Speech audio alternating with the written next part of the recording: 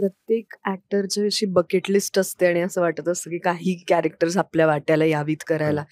तसं मला असं वाटतं, की प्रत्येक अभिनेत्रीला असं वाटत असतं, की पुरुषमधली ही जी अंबिका आहे, हे जे पात्र आहे ते करायला मिळावं.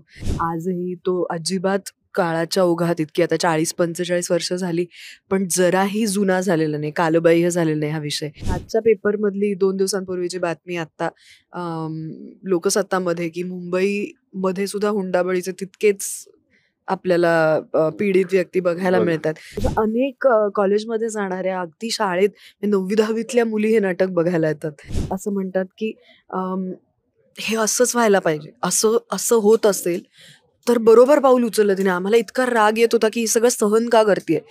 तेव्हा त्या जसं येऊन भेटतात, तेव्हा असं वाटतं, की अजूनही या नाटकाच्या विषयाची किती गरज आहे लोकांना हे पोहोचवायची.